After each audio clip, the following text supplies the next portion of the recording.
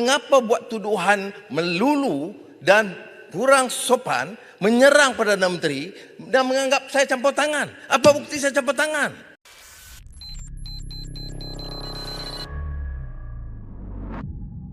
Dua Perdana Menteri yang lepas, walaupun majoriti yang lebih tipis, walaupun didesak untuk campur tangan untuk gugurkan kes, mereka tidak tunduk kepada desakan tersebut sampai ke satu tahap tanpa campur tangan.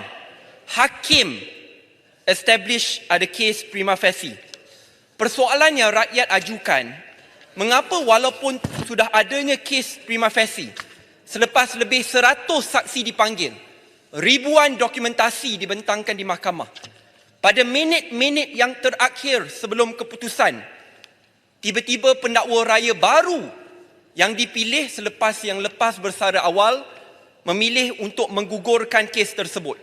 Sebab rakyat bangkitkan kegusaran ini kerana sebelum pilihan raya, Yang Amat Berhormat Perdana Menteri semasa jadi ketua pembangkang yang saya sokong dan dukung, sendiri kongsikan bahawa Yang Amat Berhormat Perdana Menteri masa itu tidak dapat sokongan SD yang mencukupi kerana tak nak tunduk kepada desakan perasuah.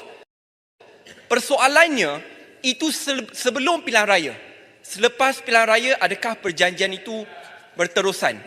Dengan itu ada dua cadangan ringkas sebab whether we like it or not, kes ni dah terlepas. Baik. So ada dua cadangan ringkas. Pertama, Yang Berhormat MUA akan berikan sokongan sikit. 15 saat. Masalahnya Mak 15 Muar saat. ni, dia cadangan. Dia tak dengar penjelasan kita. Please, Muar. Saya dah sebut dalam beberapa Muar dah putih kan, Muar? Termasuk Ali Muhammad yang sebelah sana, yang kawan Yang Berhormat sekarang, pun ada prima facie cases tapi dibuang. Saya ada cadangan. Kemudian ada kes saja tadi saya Siti Aisyah, ada kes sebab sakit. Keputusannya Peguam Negara, discussion dia. Tapi mengapa buat tuduhan melulu dan kurang sopan menyerang Perdana Menteri dan menganggap saya campur tangan? Apa bukti saya campur tangan? Ya. Peguam negara itu peguam negara yang dipilih oleh ketua Yang Berhormat. Dan saya tidak tukar ketua peguam negara itu. Saya lepas itu dituduh, saya bukan bincang, saya tanya apakah alasan kuat untuk berikan DNA.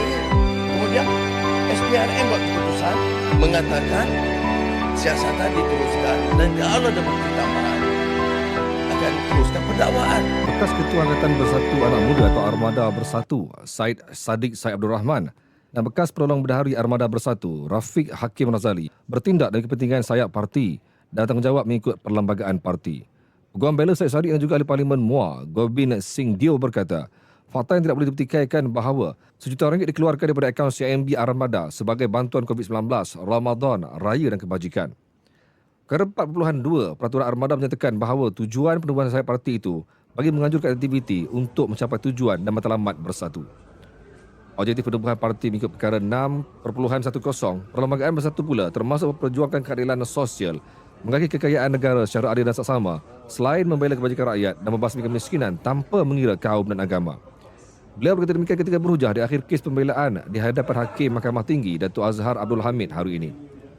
Pada 22 Februari lalu, Syed Saddiq boleh membela diri atas 4 pertuduhan termasuk bersubahat dengan Rafiq Hakim yang dimanahkan dana RM1 juta dan melakukan pecah amanah dengan menyalahgunakan dana itu selepas diperintahkan mahkamah pada 28 Oktober tahun lalu. Mahkamah Tinggi hari ini menjatuhkan hukuman penjara 7 tahun dan 2 sebatan serta denda RM10 juta ke atas Ahli Parlimen MUA Syed Saddiq Abdul Rahman selepas beliau didapati bersalah atas 4 pertuduhan berkaitan dana Angkatan Bersatu Anak Muda Armada. Hakim Datuk Azhar Abdul Hamid menjatuhkan hukuman penjara 3 tahun dan 1 sebatan bagi kesalahan bersubahat melakukan pecah amanah, 2 tahun penjara dan 1 sebatan bagi pertuduhan salah guna harta, manakala bagi 2 kesalahan pengubahan wang haram masing-masing dipenjara 2 tahun dan denda RM5 juta. Jika gagal membayar denda, Syed Saddiq 30 boleh dipenjara 4 tahun. Hakim Azhar memerintahkan menjatuhkan hukuman penjara bagi pertuduhan bersubahat melakukan pecah amanah dan kesalahan salah guna harta berjalan berasingan, manakala hukuman pertuduhan pengubahan wang haram berjalan serentak. Beliau memerintahkan hukuman penjara bermula hari ini, namun membenarkan permohonan Syed Saddiq untuk penangguhan pelaksanaan hukuman sementara rayuan terhadap keputusan itu difailkan di Mahkamah Rayuan. Bismillahirrahmanirrahim. Assalamualaikum warahmatullahi wabarakatuh. Tak Hau, Vanakkam IPD Tinggi Sat Sri Akal. Saya nak mulakan dahulu dengan kongsikan pendirian saya berkenaan keputusan yang baru disampaikan sebentar tadi. Saya Syed Saddiq menghormati keputusan Hakim dan Mahkamah Tinggi. Sebagai salah seorang pengubal dasar, saya perlu meletakkan kepercayaan ke atas institusi kehakiman negara. Dari sebelum ini, hari ini, kepada masa yang akan datang. Kerana institusi kehakiman itu lazimnya merupakan benteng terakhir bagi rakyat Malaysia. Dan tidak ada beza saya dengan rakyat yang lain. Kalau orang lain perlu menghormati keputusan mahkamah, saya turut perlu menghormati keputusan mahkamah. Saya telah pun berbincang dengan para peguam dan para peguam memaklumkan bahawa kami ada kes yang baik untuk difailkan secepat mungkin ke peringkat Mahkamah Rayuan supaya akhirnya institusi kehakiman dan mahkamah lah yang akan dijadikan penentu terakhir atas nasib saya dan juga medan terbaik untuk membersihkan nama saya. Saya tetap ingin ucapkan terima kasih kepada pihak peguam yang saya tahu bertungkus lumus pagi dan malam, kepada pihak ibu bapa saya, sahabat-sahabat saya yang sentiasa mendampingi bersama. Dalam bab ini saya pegang kepada kata-kata berani kerana benar. Qulil haq walau kana murra. Berkatalah benar walaupun pahit. Dan dalam bab ini saya akan gunakan medan mahkamah dan institusi kehakiman untuk membersihkan nama saya dan tetap menghormati keputusan yang disampaikan pada hari ini. Bagi masa depan politik saya, I'm a party's man. Saya akan adakan mesyuarat tergempar bersama dengan pimpinan muda pada pukul 4 dan kami menjemput rakan-rakan media untuk hadiri sidang media pada pukul 5. Saya telah membuat pendirian saya berkenaan masa depan politik saya. Cuma as a party's man, I need to table it to the party supaya dapat dimuktamadkan bersama. Saya cuma nak kongsikan satu perkara lah yang dari awal saya menyertai politik dan pendirian yang saya pegang sampai ke hari ini. To change Malaysia is not about a person, but it's about building strong institutions which will outlast personalities and also parties. Ia bukan berkisahkan soal personality seorang, tetapi memperkasakan institusi-institusi rakyat supaya tidak kira siapa pun mentadbir, parti mana pun yang mentadbir, Malaysia tetap akan berada di landasan yang betul. Dan bagi itu, untuk menjadi seorang pemimpin yang ingin memajukan negara ke tahap tersebut, individu tersebut perlu jadi lebih putih dari putih. To be a good leader in Malaysia, to realise that Malaysian dream, you need to be whiter than white. And that will be the most important factor which led me to make the decision which I will make, in which I will table to the leadership of Muda and which we will announce at 5 PM after consultation and discussion with Muda leadership. Saya mengucapkan lagi sekali terima kasih kepada para peguam dan juga ibu bapa, sahabat-sahabat media kerana sentiasa memberikan liputan. Dalam politik ni ada jatuh dan bangun. Saya perlu terima seadanya. Cuma sebagai salah seorang anak muda, saya tidak akan berhenti melawan untuk menegakkan kebenaran dan untuk memastikan bahawa negara kita jadi negara yang maju. But in this particular path, I need to accept the reality. We need to be whiter than white. Terima kasih. Maybe dengan keputusan hari ini akan memberi sedikit kesan lah, ya. Akan memberi sedikit kesan ya, dan seterusnya sehingga rayuan apa semua, tak ada orang yang tak bersedia lah dengan pemahaman atau apa sajalah. Saya perlu terima kritikan dengan hati yang terbuka. Sama saja seperti saya perlu terima keputusan Mahkamah Tinggi dan Hakim pada hari ini.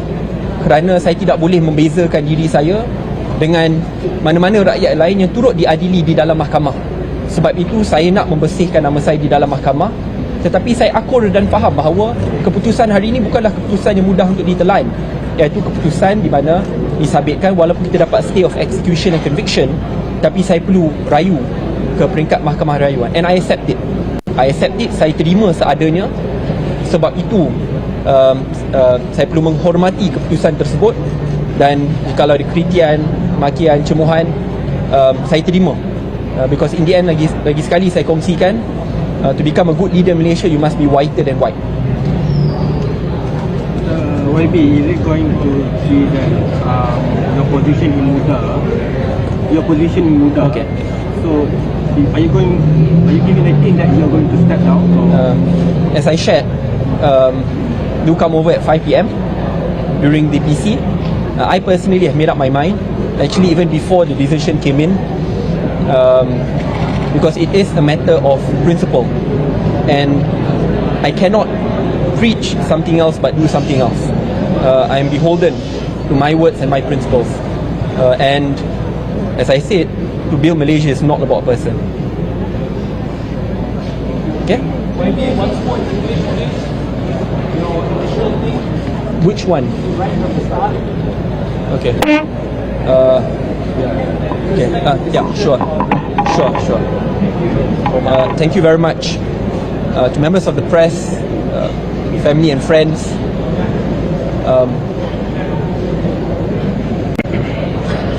As a Malaysian, as Syed Saddiq, I respect the decision of the High Court and the High Court judge. And with that respect comes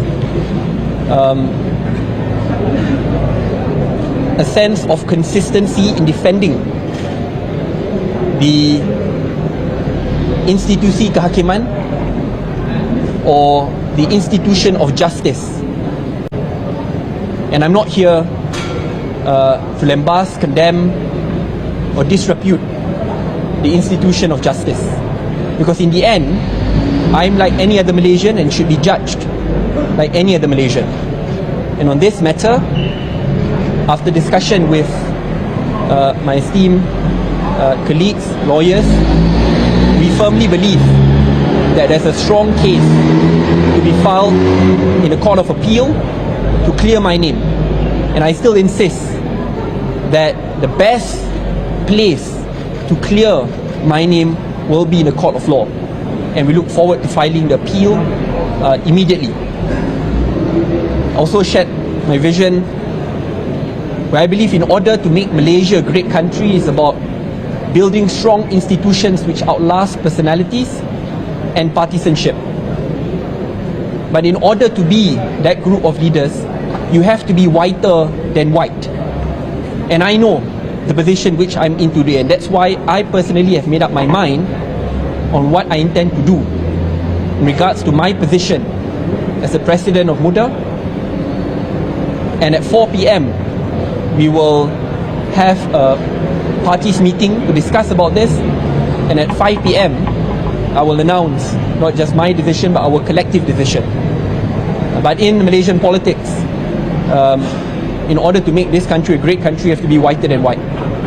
And if I don't stand by that principle, then I think I've abandoned the very reason why I joined politics to begin with. And I will always remember that. The decision is letting go of the position as the president and also position as an MP. As I shared, whatever decision will be discussed at 4 PM and we will announce it at the PC at 5 PM. Baik. Terima kasih rakan daripada media. Kami telah pun melalui proses perbicaraan di Mahkamah Tinggi. Dan seperti mana semua sedia maklum, proses itu melibatkan pemanggilan saksi oleh pihak pendakwan, kemudian keputusan dibuat oleh hakim bahawa wujudnya kes prima facie, kemudian pihak pembelaan mengemukakan saksi dan keterangan untuk menunjukkan ketidakbersalahan Syed Saddiq. Pendirian kita daripada mula sehingga sekarang tetap konsisten bahawa beliau tidak melakukan sebarang kesalahan.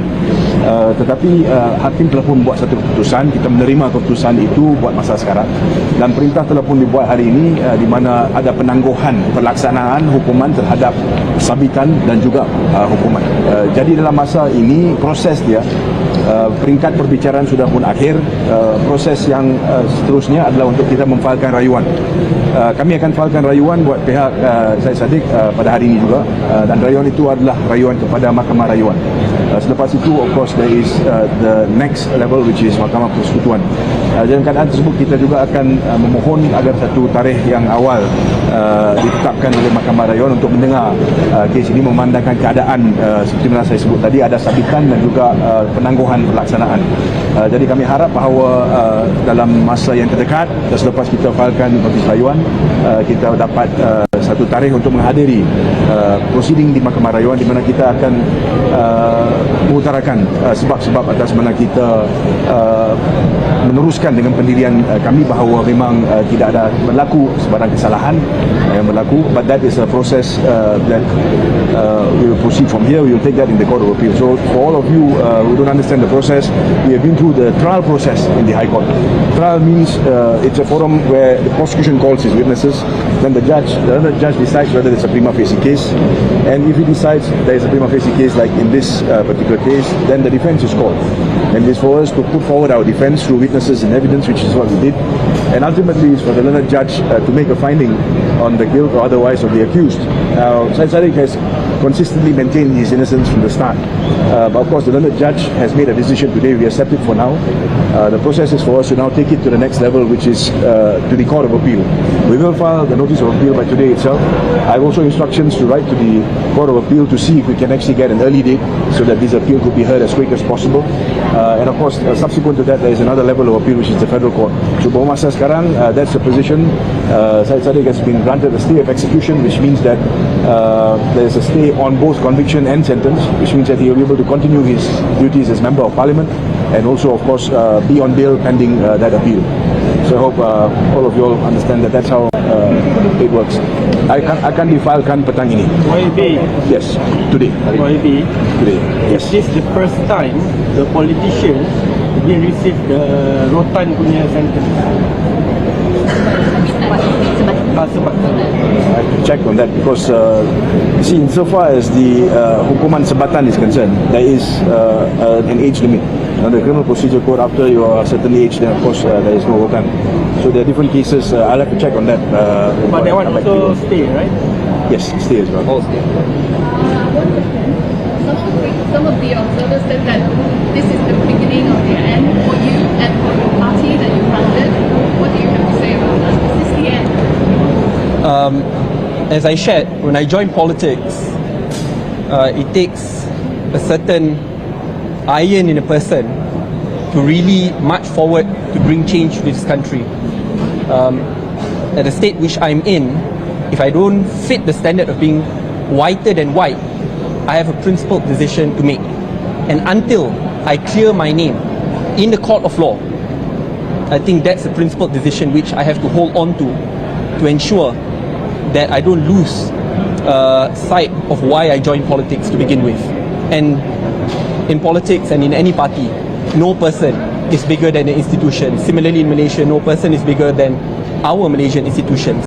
And that's why I respect the decision of the court and the judiciary, an institution which I've defended and I will continue to defend, even if it is to my detriment. This is not the end.